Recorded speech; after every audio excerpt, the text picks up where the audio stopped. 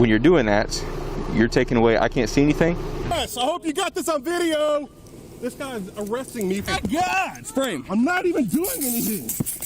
Welcome to Keller, Texas, where on August 15, 2020, a routine traffic stop turned into a comedy of errors, starring the young Dylan Puente and the not-so-keen Sergeant Blake Shimonek.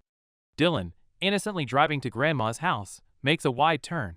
Cue the dramatic entrance of Sergeant Shimonek, who probably thought he was auditioning for an action movie rather than conducting a traffic stop. Little did they know, this encounter would become more than just a minor traffic hiccup. On that fateful day in August, under the blazing Texas sun, 22-year-old Dylan Puente was cruising to his grandmother's, probably dreaming of her famous apple pie. But, as fate would have it, Keller's very own Sergeant Blake Shimonek had other plans. Our scene, Keller, Texas, where making a wide turn is apparently akin to high treason. Sergeant Shimonek, who, upon spotting Dylan's vehicular ballet, decided this was his moment. The stop seemed routine until Dylan, in a move that would make any privacy-loving citizen proud, rolled up his window. This simple act of rolling glass was like a red flag to a bull for Shimonek. In his eyes, Dylan had just escalated from grandma visiting civilian to a mastermind criminal. In what can only be described as a scene straight out of a sitcom, the drama unfolded over, of all things, a car window. You're acting so suspicious. Well, you're rolling your window up when I'm walking up on scene for a routine traffic stop. Ain't nothing going on. I rolled Park over there. Must be what? Must we stand here? Dylan, perhaps thinking the sun was too bright or the Texas air too hot, rolls up his window, unknowingly setting the stage for an absurd comedy of errors. Sergeant Shimonek, on the other hand, sees this as an act of grand defiance, as if the rolling up of a window was the secret signal of the underworld. Shimonek, channeling his inner action hero, approaches with a demeanor that says, "I eat wide turns for breakfast." Meanwhile, Dylan, in a state of bewilderment, wonders if rolling up windows is now a crime. The situation escalates faster than a speeding ticket on the Autobahn. Shimonek's suspicion meter shoots off the charts. Clearly, in his book, a rolled-up window is the universal sign of nefarious activity. Marco Puente, armed with nothing but a camera and a sense of paternal duty, he begins filming, possibly hoping to catch a rare sighting of common sense in its natural habitat. First thing I do when I walk up is you roll your window up. Yes, sir. Then I say, step out of the car, and then you proceed to roll your window up all the way, and I can no longer see you. I can roll my window and then shut the door and lock it. That's By who? what I was told. By who? My dad. Okay. By the law, the government. Okay. When you're doing that, you're taking away, I can't see anything. Mm-hmm. Apart from the fact it's rude. It's rude, is it not? I'm trying to have a conversation with you. You roll up the window, and I'm trying to do my job, and now you're taking away, just watch him. Must we stand here? Yep. Ready yet? Arrest him. Shimonek, spotting Marco, probably thinks, "Ah, an audience! My performance shall now commence." He then proceeds to orchestrate a roadside show, complete with dramatic orders and an overzealous display of authority. Dylan, still trying to compute how a simple window roll-up turned into a scene from an overdramatized police procedural, tries to comply. But alas, the plot thickens as Shimonek seems to take personal offense to the window, treating it as a barrier to his performance. The absurdity of the situation peaks when Shimonek, in a display of power that would make a Shakespearean king blush, decides to detain Dylan because, clearly, in Keller, Texas, a rolled-up window is a harbinger of dark secrets. As Marco continues filming, Shimonek, perhaps mistaking the camera for a weapon of mass documentation, decides to arrest him too, turning a mundane traffic stop into a theatrical extravaganza worthy of primetime TV. In the world of traffic stops, rolling up your window is less breaking the law and more breaking the ice for an unexpected legal drama. Firstly, let's bust a myth. Rolling up your window during a traffic stop isn't illegal. It's like wearing socks with sandals. Weird to some, fashion to others, but definitely not a crime. However, as Dylan discovered, it can be a ticket to an unwanted legal adventure. In the grand legal tapestry, rolling up your window is more of a gray area than a black and white rule. This as can be. I said, buddy, step out of the car. He proceeds to roll up the car, and I thought he was going to drive off on me. Pull the door open, he steps out, no issue. I had to go to detain him. Dad is cruising down the road, stops in the middle of the road. I said, leave. You need to leave, you need to leave. He's feeding son. No, this is neighbor who lives over here. He's feeding son, telling him what to do. Step right here. I rolled it up. Step right your feet. Well, that's what happened, huh? And I said, no, sir, you need to leave. I said, sir, if you don't leave, I said, you're going to be detained for blocking the roadway here. Yeah. You're about to be arrested for blocking the roadway if you don't park and get out. And so then he proceeds to back up all the way, parks over there.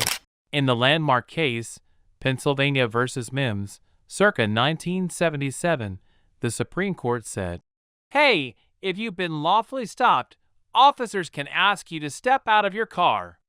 They argued that this is barely an inconvenience and massively ups the safety gain for the officer.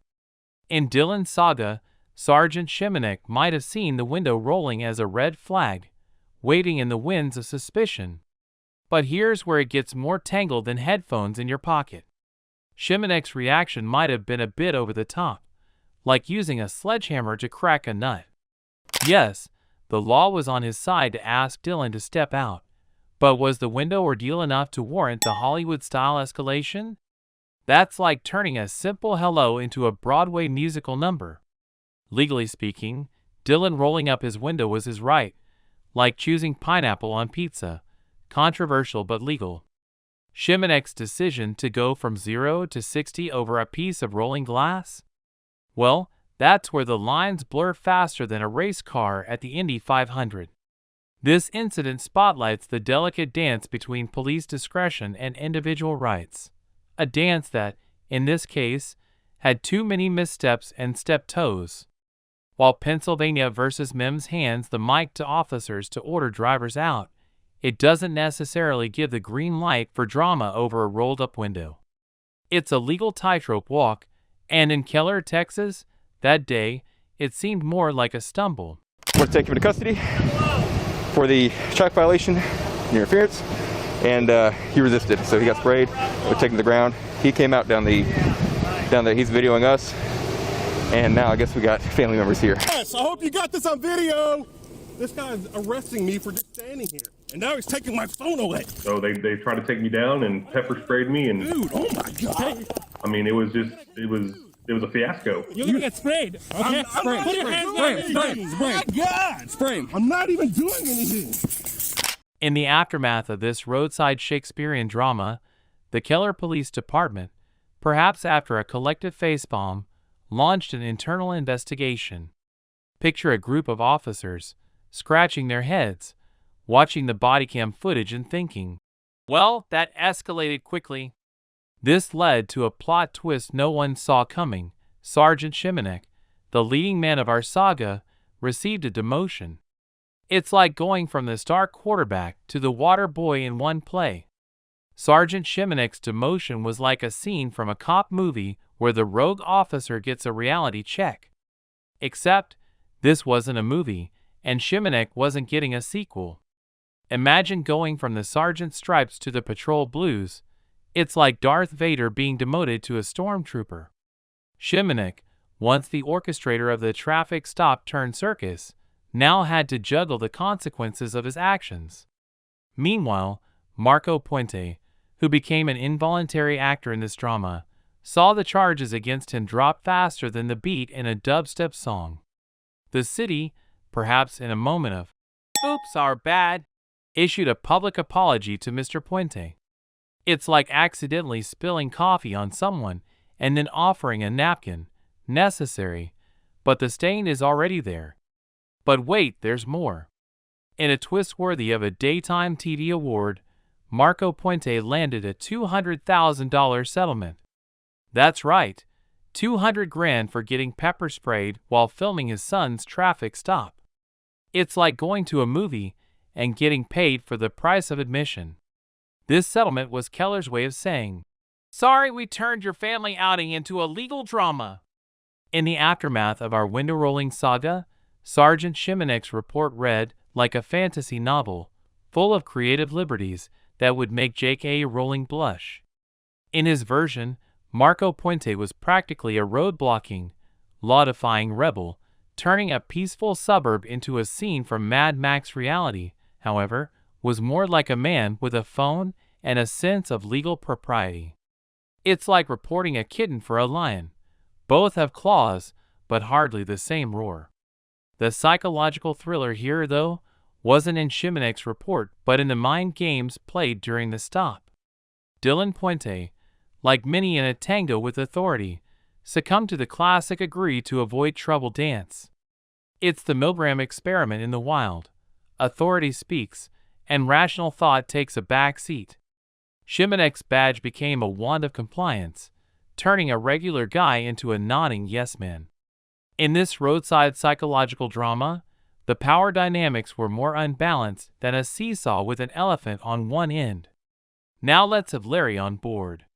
Here's a legal tidbit. Rolling up your window isn't illegal during a stop, but remember, officers can ask you to step out.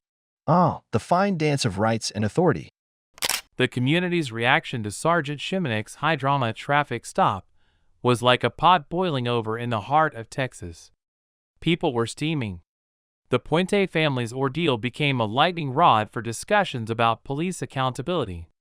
As one Facebook user eloquently put it, officers like Blake Shimonek not only give all officers a bad name, they make it dangerous for all other officers because we have gone from a public that trusted and supported police to one learning to hate them. For the Puente family, this episode was more than a viral video. It was a personal journey from a routine day to the center of a national conversation.